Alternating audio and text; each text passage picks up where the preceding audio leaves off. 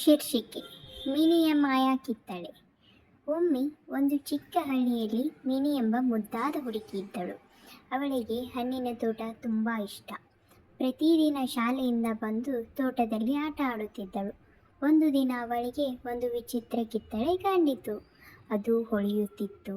Mini ಅದನ್ನು ಕೈಯಲ್ಲಿ ಹಿಡಿದಾಗ ಕಿತ್ತಳೆ ಮಾತನಾಡಿತು. ನಾನು ಮಾಯಾ ಕಿತ್ತಳೆ, ನನಗೆ ಒಳ್ಳೆಯ ಕೆಲಸ ಹೇಳು, ನಿನಗೆ ಸಹಾಯ ಮಾಡುತ್ತೇನೆ. ಮಿನಿ ಯೋಚಿಸಿ ಹೇಳಿದಳು. ನನ್ನ ಹಳ್ಳಿಯ ಎಲ್ಲ ಮಕ್ಕಳಿಗೂ ಪಠ್ಯ ಪುಸ್ತಕಗಳು ಬೇಕು. ಮಾಯಾ ಕಿತ್ತಳೆ ತುಂತುರು ಬೆಳಕಾಗಿ ಹೊಳೆಯಿತು. ಅದೇ ಕ್ಷಣದಲ್ಲಿ ಹಳ್ಳಿಯ ಶಾಲೆಗೆ ಹೊಸ ಪುಸ್ತಕಗಳು ಬಂದವು. ಎಲ್ಲ ಮಕ್ಕಳು ಸಂತೋಷದಿಂದ ಓದಲು ಪ್ರಾರಂಭಿಸಿದರು. ಮಿನಿ ಸಂತೋಷದಿಂದ ನಗುತ್ತಿದ್ದಳು. ಮಾಯಾ ಕಿತ್ತಳೆ ಹೇಳಿತು. ಮಿನಿ, ನೀನು ಒಳ್ಳೆಯ ಹೃದಯದವಳು. ನಿನ್ನಂತೆ ಎಲ್ಲರೂ ಸಹಾಯ ಮಾಡುವವರು ಆಗಲಿ ಎಂದು ಹೇಳಿ ಅದು ಆಕಾಶದತ್ತ ಹಾರಿ ಹೋಗಿತು.